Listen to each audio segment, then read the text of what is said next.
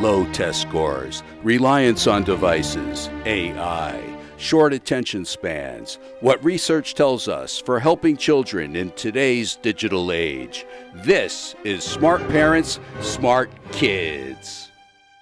As the optic nerve said to the brain, you gotta see this. Welcome to Smart Parents, Smart Kids. My name is Bob Singer. I'm a former radio and TV news reporter, mostly politics, worked communications in D.C., did millions in creating and managing education projects, and invented some really cool stuff, including the first software-controlled orthopedic brace and an early math program that transforms the Asian math advantage to a method that advances American kids ahead of grade level. That's a big deal. And that's enough about me. What's Smart Parents, Smart Kids?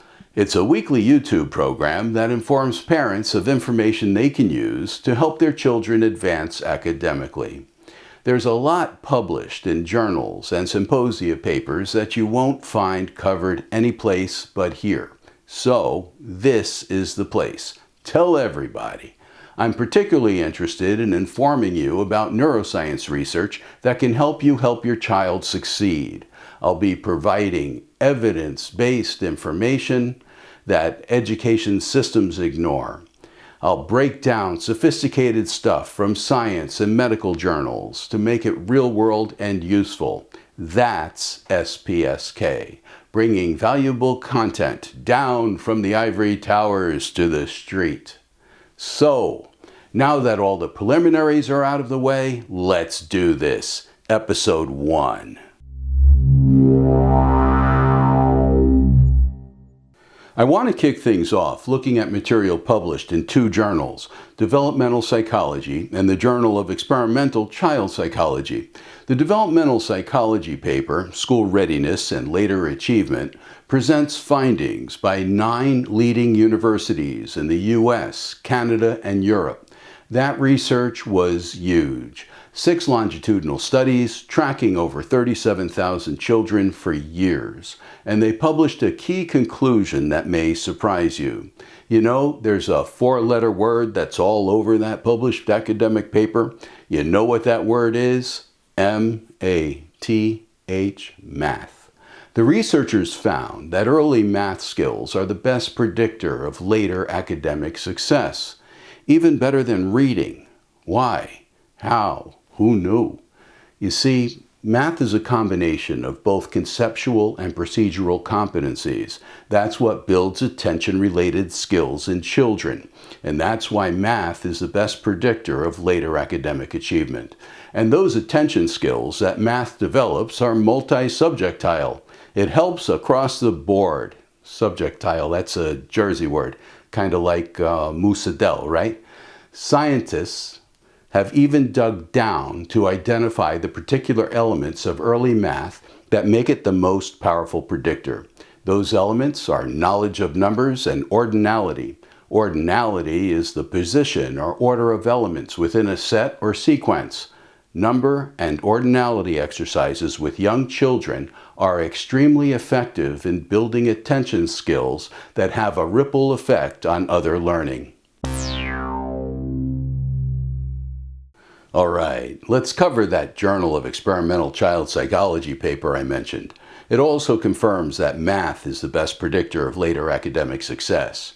Researchers in Norway teamed up with Purdue University to investigate whether executive function, that's a neuroscience term, can explain the relation between early math skills and later elementary school achievement in both math and reading.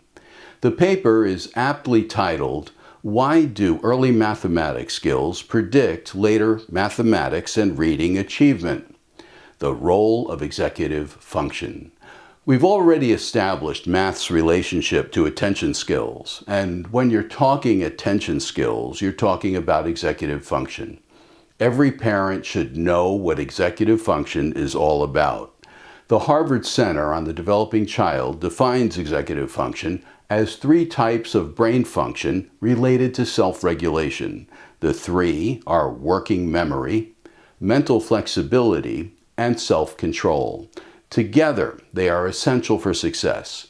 Working memory is the ability to retain and manipulate distinct pieces of information over short periods of time. That's a critical part of mathematics. Mental flexibility, also called cognitive flexibility, is what enables us to shift attention in response to different demands or situations. And response inhibition is self-control. It's resisting impulsive actions or responses that distract you from the task at hand. The Norwegian study notes that learning math builds on increasingly complex activities, and that requires the ability to update information in memory, inhibit impulses, and shift attention to and focus on the math process on the problems the kids are working on. Boom, executive function. The researchers found that between kindergarten and 5th grade, executive function can explain at least part of the association between early mathematics and later achievement, in both math and reading. Now, how about a word from our sponsor, me? Do you have a child 4 to 6 years old? Want them to advance in math? Moms, dads, this is your chance to learn how to do it. American Advantage Math, built on international research, global best practices, and years of testing with at-risk preschoolers. I provide you, the parent, instruction and exercises to advance your child's skills in number identification, place value, base 10, and addition and subtraction. You advance your child in just hours. Plus, it also helps boost your child's focus and concentration too by incorporating neuroscience principles. He's got it. It's 446. Okay? Excellent. See? No, perfect. Look. You got it. Beautiful. Logan, same thing. You got it. You guys, you got it too. Good job, everybody. All right? 446. Good job, gang. We're going to subtract what number? 126. Beautiful. Good job. 126. Okay? So you got it. Yes. You got it already? All right. 222. Excellent. That's exactly right. Now, if this is 5,555, then this is what?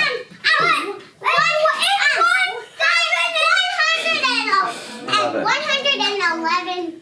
Right. Okay. So you guys got it. Educators agree. I know that in our preschools, they're working on counting 1 to 20. They're just trying to get single digits and trying to work into double digits, and to see that they can immediately see a 3-digit number, know exactly what it is, be able to add it to another number to it, and give the correct answer is really amazing. Do you think that 1 year away from kindergarten that this is a healthy exercise for them to engage in this? I would challenge anyone to come in here and sit and watch it from day one when they started to where they're at today, doing problems in the hundreds, and explain to me how it's not healthy for them. Program components will be released starting February 2nd. You can get them by becoming a Smart Parent, Smart Kids member at kofi.com/watch SPSK. Plus, you'll get extra content and will be able to communicate with me live. Monthly membership is a great deal at 28% less than 2 Starbucks cappuccinos. Plus, you'll help keep this valuable show going. With our Smart Parents, Smart Kids community, we can make a real difference. I hope you'll support all this by becoming a member. So, what have we done here? We've established that early math skills are the best predictor of later academic success. And we've reported that early math skills help boost children's executive function. These are facts you parents of young kids need to be aware of. But Singer, come on already. Tell me, what can I do with my children that will provide them these benefits? All right, I've already mentioned ordinality exercises.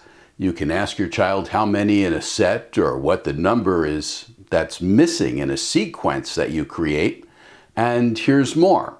Suggestions from Stanford University.